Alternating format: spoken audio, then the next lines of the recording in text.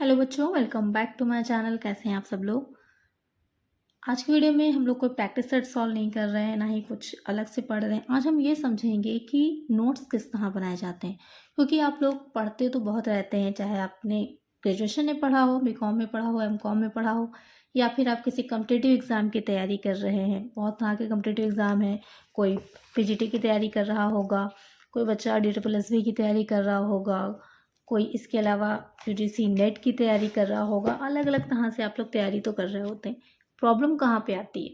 Problem आपकी आ जाती है मेनली कि आप लोग जब नोट्स बनाते हैं तो नोट्स इतने अच्छे नहीं होते या इस तरीके से नहीं बनाते कि एग्ज़ाम टाइम में मेनली जो आपको पढ़ना है, जो आपका एग्ज़ाम होने वाला है, तो उसको आप कैसे एग्ज़ाम के टाइम पर रिवाइज कर सकें। क्योंकि पढ़ आप चाहे जितना लीजिए, अगर आपने नोट्स अच्छे नहीं बनाए हैं तो आपका एग्ज़ाम में उतनी अच्छी परफॉर्मेंस नहीं रहती, क्योंकि हमको रिवाइज़ करना आसान नहीं होता है, या फिर उस टाइम पर हम रिवीज़न कर नहीं पाते, इतना टाइम नहीं होता है।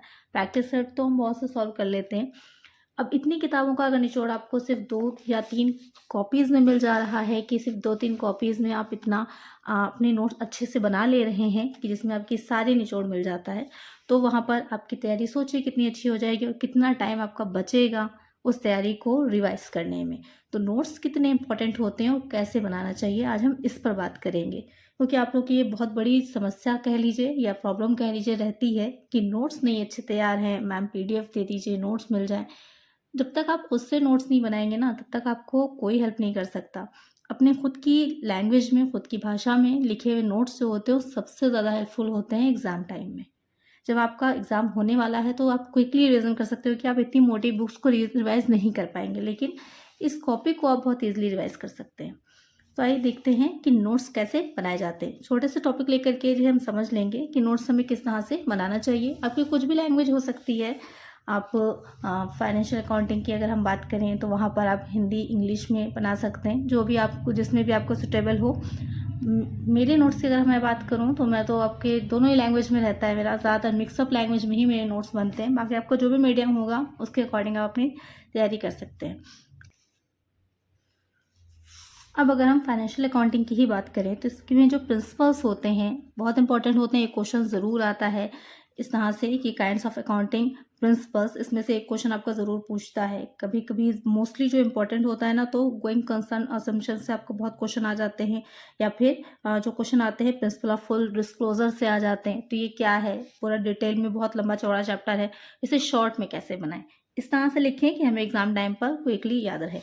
तो यहाँ पर जो मेरे नोट्स हैं, मैंने जो इसमें बनाया था, आइए एक बार आप लोग को दिखा देते हैं, जिससे कि आप लोग को थोड़ा सा इजी लगे और समझ में आए।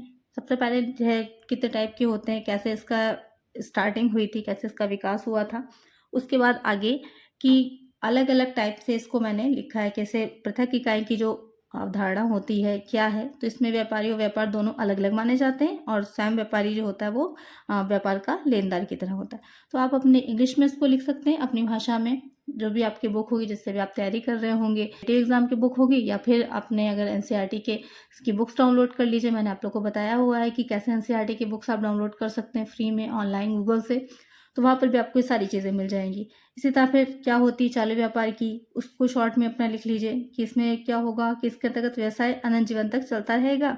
इसमें स्टॉक या फिर जो आपका कॉस्ट प्राइस होता है या फिर जो मार्केट प्राइस है, दोनों में जो कम होगा उस पर दिखाया जाता है। क्वेश्चन यही बनता है कि जो ये व्यवसाय की अवधारणा है, इसमें स्टॉक को किस मूल्य पर दिखाया जाता है। बस डायरेक्ट क्वेश्चन ये बनता है।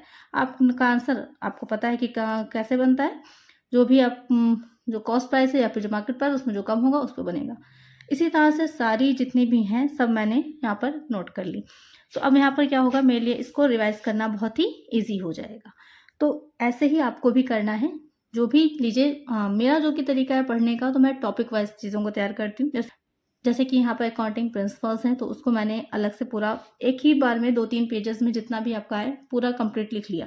अब वहाँ पर जहाँ कोई भी और पॉइंट आप पढ़ते पढ़ते आपको मिल रहा है, उसे आपको नोट कर लेना है, साथ में उसे ऐड ऑन कर लेना है। जैसे कि यहाँ पर अकाउंटिंग इक्वेशन, ये बहुत आपकी सिंपल सी हैं, लेकिन हमारे अकाउंटेंट के भी पेपर में अभी ये आया है इसमें कि जो अकाउंटिंग इक्वेशंस के बारे में कि इसमें से कौन सी गलत है, आपके ऑप्शंस आए थे अगर आप लोग को याद हो। तो एक ये भी आया था। हर एग्ज़ाम में ये आता ज़रूर है आपका, अकाउंटिंग इक्वेशन से रिलेटेड एक क्वेश्चन। तो ये आपके बहुत से अच्छी सी तैयारी हो जाएगी अगर आप उस नोट्स सही ढंग से बना लेंगे। इसके अलावा अगर बात करें अकाउंटिंग स्टैंडर्ड की, क्या होते हैं, किस तरह से होते हैं, कब इनकी शुरुआत हुई, तो यहाँ पर ऐसे कि आप देख रहे होंगे कि मैंने यहाँ पर लिखा हुआ है कि क्या है इसकी फुल फॉर्म भी, साथ में फुल फॉर्म भी कभी कभी पूछ लेता है तो उसको भी आपको नोट कर लेना है। जो इम्पोर्टेंट हैं कौन कौन से होते हैं, इंटरनेशनल स्टैंडर्ड और जो अकाउंटिंग स्टैंडर्ड इंडियन है, भारतीय हैं, दोनों ही यहाँ पर मैंने नोट किए हुए हैं जो इम्पोर्टेंट है। तो जब रिवाइज करना होता है एक नज़र बस इसको आप लगातार देखते रहिए तो आपके लिए ईजी हो जाएगा, एग्जाम में आपको याद में रहेगा।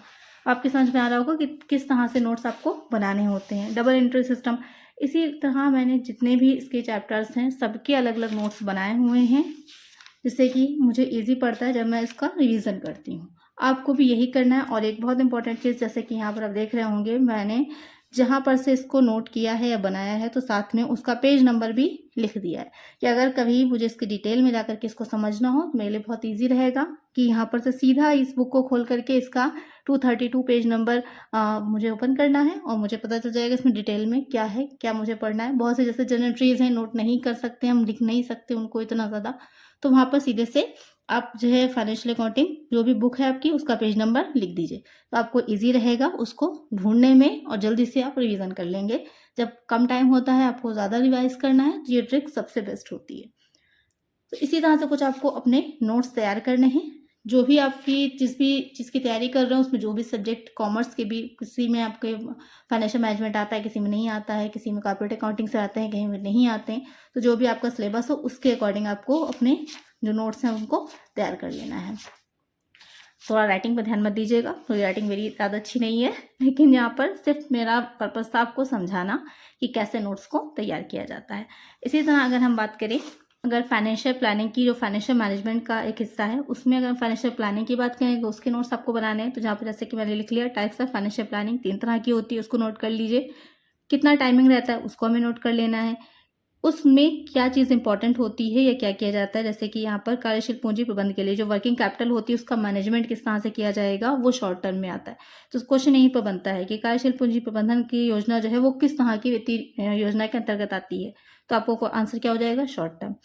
तो यहाँ पर इसी तरह के आपको पूरा नोट कर लेना है, जो भी आपकी हो, जो भी सब्जेक्ट हो, क्या प्रोसेस रहती है, कुछ इस तरह से बहुत ईजी हो जाता है जब आप एग्ज़ाम की किसी चीज़ की तैयारी कर रहे होते हैं, जैसे कि आप देख रहे हैं। तो बस यहाँ पर मेरा पर्पज़ यही था कि आप लोग ये प्रॉब्लम सॉल्व करना कि नोट्स किस तरह से बनाए जाते हैं। बहुत बच्चे परेशान होते हैं, उनको समझ में नहीं आता है, नोट्स इतने अच्छे नहीं होते कि एग्ज़ाम टाइम में आपके लिए ईजी है।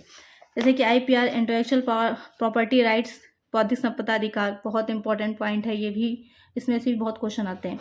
सबसे पहले लिख लीजिए होता क्या है, उसके बाद कितने टाइप का होता है, उसमें कौन सी चीज़ें आती हैं। सीधे सीधे यहीं से क्वेश्चन बन जाता है कि आपका साहित्यिक है, किसी चीज़ से रिलेटेड है, तो वहाँ पर वो किस तरह में आएगा, तो वो कॉपीराइट हो जाएगा। आप कंफ्यूज होंगे कि कहाँ जाएगा, तो उसे हम कॉपीराइट में ले जाते हैं। कब से स्टार्ट हुआ था, ट्रिप्स क्या है, ट्रिप्स बहुत इंपॉर्टेंट है, इसके बारे में बहुत क्वेश्चन पूछा जाता है, तो उसको नोट कर लीजिए। WTO के अंतर्गत कब आया था, कब उसकी एक सहायक एजेंसी के तौर पे है।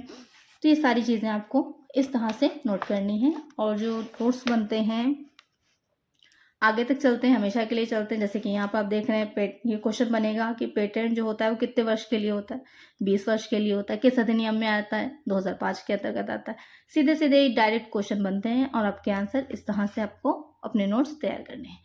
तो आई होप अब आपको ये समझ में आ गया होगा कि नोट्स किस तरह से बनाए जाते हैं। तो अगर आपके पास जो भी चीज़ की आप तैयारी कर रहे हैं, जो भी बुक से कर रहे हैं, उनसे अपने नोट्स प्रिपेयर करिए। और सिर्फ किसी एक कॉम्पिटिटिव एग्जाम की बुक को मत ले लीजिए कि आपने एक बुक पकड़ ली और उसी से आपने तैयारी कर ली। एग्जाम में ऐसा नहीं होता है।